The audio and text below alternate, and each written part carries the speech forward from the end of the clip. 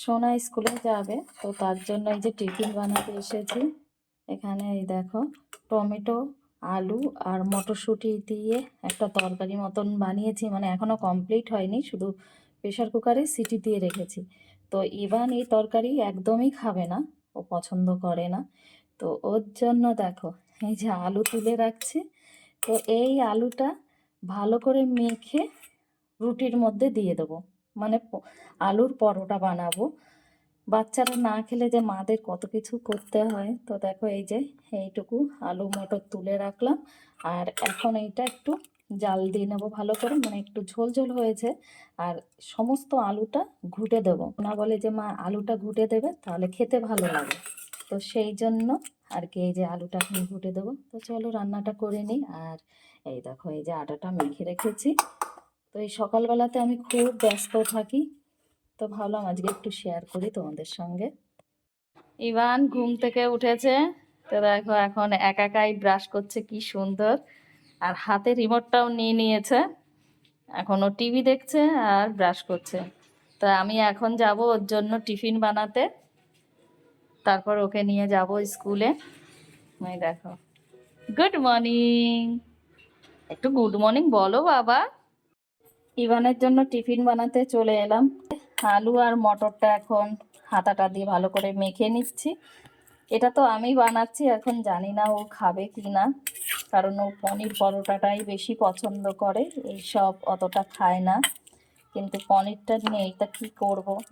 আর এমনি রুটি বানালে না ও খেতে চায় না, তো সেই জন্য আর কি ভাবলাম এটা বানিয়ে দিই। এখন এই যে আলুর পুরটা দিয়ে দিচ্ছি পরিমাণ মতন। দেখো গোল মতন বানিয়ে নিয়েছি। এবার আস্তে আস্তে করে বানাতে হবে, না হলে ফেটে যেতে পারে। আর আটাটা একটু নরম মাখলে পারে রুটিটা কিন্তু ফাটে না। যদি তুমি শক্ত মাখো তাহলে কিন্তু এই পুরটা দিয়ে বানাতে গেলে না রুটিটা ফেটে যায়। তো সেই জন্য সবসময় একটু নরম টাইপের আটা বানাতে হয় যখনই আর কি তুমি পরোটা বানাবে, যে পরোটাই হোক না কেন। তো দেখো এটা মুখ থেকে বেরিয়ে এসেছে। তো দেখো এই যে আমি বানিয়ে নিচ্ছি আস্তে আস্তে করে। এখন এই যে পরিমাণ মতন একটু ঘি দিয়ে দেব, যেটুকু লাগবে সেইটুকু দিয়ে ভালো করে ভেজে নেব। সর্ষের তেল দিয়ে পরোটা ভাজলে দেখবে খেতে কিন্তু অতটা ভালো লাগে না, আর শক্ত হয়ে যায়। তো সেই জন্য এই যে আমি ঘি দিয়ে ভেজে দিচ্ছি। আর সব সময় চেষ্টা করি যে বাচ্চাদের ঘি দেওয়ার। তো এই যে এখন এইভাবে ভেজে নেব ঘি দিয়ে। বানানো কমপ্লিট হয়ে গেছে, এখন পিৎজা শেপে কেটে নেব। আমার কাছে পিৎজা কাটার ছিল কিন্তু সেটা ভেঙে গেছে, তাই এখন এই যে খুন্তির সাহায্যে কেটে নিচ্ছি। তো দেখো কমপ্লিট হয়ে গেছে আমার এই আলুর পরোটাটা, এইভাবে পিৎজা শেপে কেটে নিলাম। তো ব্যাস এখন দিয়ে দেবো ইভানকে। এখানে খেলছে দেখো কিভাবে। আর এখানে এই যে আমি রোদ্রে বসে আছি, এই যে ও খেলছে। আর দেখো এই যে যে স্নেক প্ল্যান্টটা আছে, তো এখান থেকে এই যে এইটা আমি তুলে ফেললাম, বাড়িতে নিয়ে যাব লাগাবো। এখানে অনেক আছে, আরো আছে অনেক, তো একটাই তুলে নিয়েছি। বাইরে বের করে না, বাইরে बाहर मत निकालो, आयरा अंदर लेकर जाओ, बाहर क्यों ला रही हो,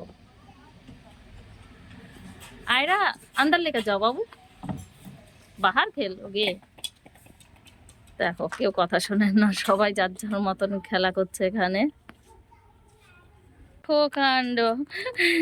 এখন পিছনে ওই দেখো ওর ফ্রেন্ডকে বসিয়েছে, বসিয়ে এখন সাইকেল চালাচ্ছে, কি সুন্দর দেখো স্কুলে এসে কি অবস্থা। দেখো কিভাবে খেলছে, কি অবস্থা, কি করছিস তুই, अंदर क्यों घुस रहा है तो, हाँ देखो अंदर घुस रहा है, धीरे धीरे चलाना, धीरे।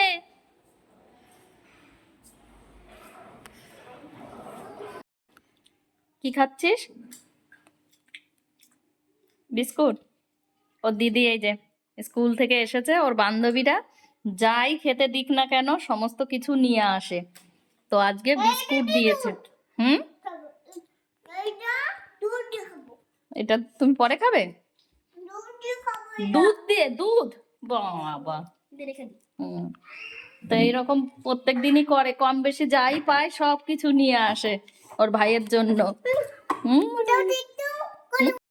দুপুরের রান্না এই যে কমপ্লিট হয়ে গেছে।